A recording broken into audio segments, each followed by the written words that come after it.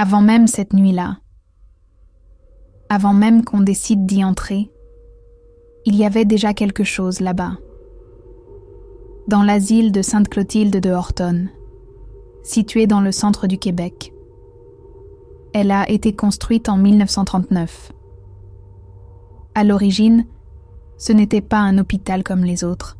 C'était un lieu religieux, un endroit censé accueillir, encadrer, protéger. Mais avec les années, le bâtiment a changé. Il est devenu un lieu de silence, un lieu d'isolement. Certains disent qu'on y envoyait des gens qu'on ne voulait plus voir, des malades, des oubliés, des dérangeants. Puis il y a eu les incendies, celui de 1959 et celui de 1988. 2 tragédies. Des flammes qui ont dévoré les murs et emporté des vies. Officiellement, ce ne sont que des accidents. Mais dans le coin, personne n'a jamais vraiment cru à ça. Parce qu'après les incendies, les histoires ont commencé.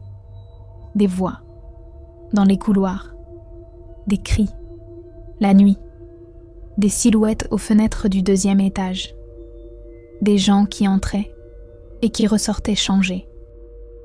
Certains disaient sentir une présence, d'autres parlaient de mains qui les frôlaient dans le noir, et il y avait ces témoignages, toujours les mêmes, des bruits de pas, lents, traînants, qui s'arrêtent juste derrière toi, même quand tu es seul. Le bâtiment a finalement été abandonné au début des années 2000, laissé à lui-même, vide.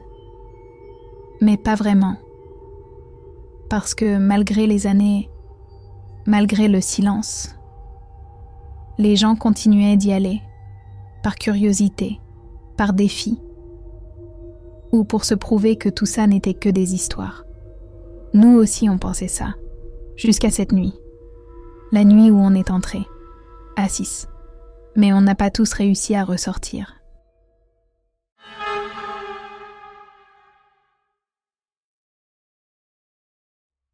Je n'ai jamais raconté cette histoire au complet. Pas parce que je ne voulais pas, mais parce que chaque fois que j'essaie, quelque chose revient. Une sensation, un bruit, comme si ça n'était jamais vraiment terminé. C'était en octobre 2008. On avait tous entre 18 et 20 ans. On s'ennuyait, comme tous les jeunes des petits coins trop tranquilles du Québec. Alors on cherchait des sensations fortes. Et il y avait cet endroit, l'asile de Sainte-Clotilde de Horton. Tout le monde connaissait les histoires, les incendies, les morts, les patients enfermés, les cris entendus encore des années plus tard. Mais pour nous, c'était juste des légendes, des histoires pour faire peur aux enfants. On était 6 ce soir-là. Moi, Max, Sarah, Kevin, Judith et Étienne. C'est Max qui avait lancé l'idée. On fait un party là-bas, minuit. Ceux qui ont peur viennent pas. Évidemment, personne n'avait refusé. On était arrivé vers 23h45. La route était vide. Il n'y avait pas une voiture, pas une lumière. Quand on avait vu le bâtiment, on avait arrêté de parler.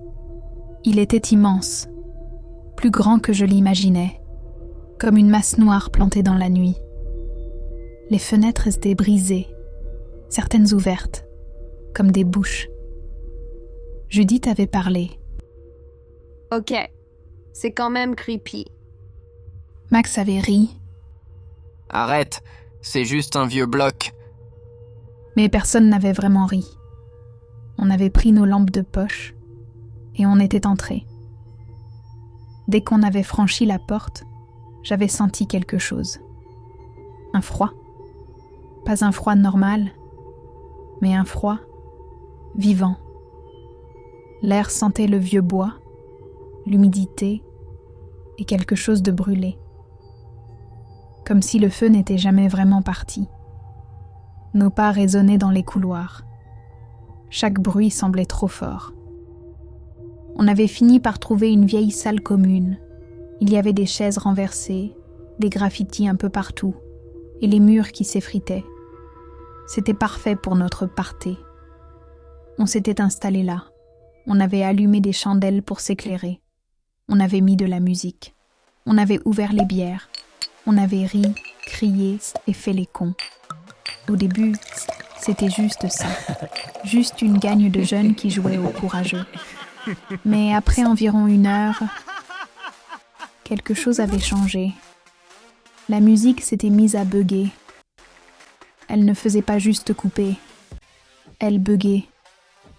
Comme si quelqu'un ralentissait le son, puis l'accélérait. Kevin avait parlé. C'est quoi ça? Max avait regardé son téléphone. Aucune idée. Y a pas de réseau, mais ça devrait pas faire ça. Puis la musique s'était arrêtée. D'un coup, il y avait eu un silence. Un silence total. Aucun son produit par le vent. Pas de bruit extérieur. Rien. Et là, on avait entendu quelque chose. Du bruit dans le couloir. Des bruits de pas. Des pas lents, lourds. Comme si quelqu'un traînait les pieds. Max avait demandé. C'est qui? En riant. Mais son rire sonnait faux. Les pas continuaient. 1, 2, 3. Il se rapprochait. Puis, il s'était arrêté, juste devant la porte. Personne n'osait bouger. Personne n'avait parlé. La poignée avait tourné. Lentement. La porte s'était ouverte. Mais il n'y avait personne. Juste le couloir vide et noir, Ok, c'est pas drôle. avait dit Sarah. Max s'était levé. Y a sûrement quelqu'un d'autre ici. Mais je savais que non. Je ne sais pas pourquoi. Je le savais juste. Et là, une chandelle s'était éteinte, puis une autre, puis une autre. Comme si quelque chose passait devant elle. Je m'étais tournée vers le couloir, et je l'avais vue, une silhouette au fond, grande, trop mince. Elle ne bougeait pas, mais elle était là.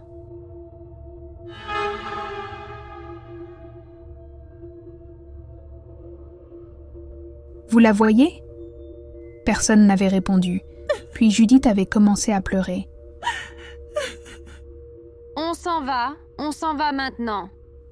La silhouette avait fait un pas, sans faire aucun bruit, puis un autre. Elle avançait, et à chaque pas, la température descendait. Je pouvais même voir ma respiration. Puis soudain, il y avait eu un cri. C'était un cri horrible, terrifiant. C'était comme le cri de quelqu'un en train de brûler. Les murs en avaient même vibré. Judith avait hurlé. Kevin avait lâché sa bière par terre. Et là, tout avait déboulé. On avait couru. Tous en même temps. Tous dans le même sens. On n'était plus capable de réfléchir. On voulait juste sortir de là. Les escaliers étaient sombres. On glissait. On se poussait. Quelqu'un était même tombé. Je ne me souviens plus c'était qui. Mais personne ne s'était arrêté. Parce que derrière nous, quelque chose nous suivait. Rendu en bas de l'escalier, je m'étais retournée 1 seconde. La silhouette était là, juste en haut. Mais elle n'était plus seule. Il y en avait plusieurs autres. Des formes, tordues. Certaines trop petites, d'autres trop grandes. Et elles nous regardaient. Puis elles avaient commencé à descendre. On avait hurlé. On avait couru encore plus vite. On était enfin sortis de l'asile. On avait ensuite traversé le terrain sans regarder derrière. On était tous montés dans les voitures. Du moins, c'était ce qu'on avait cru. Nos mains tremblaient. Les clés tombaient. Puis, on avait réussi à partir. Personne ne parlait. Personne ne regardait les autres. On roulait, en silence.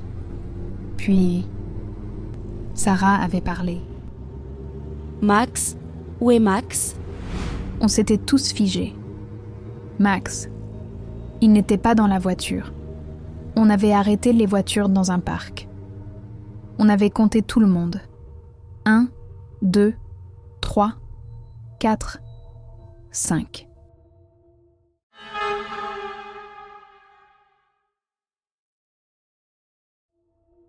On était 5. Max n'était plus là.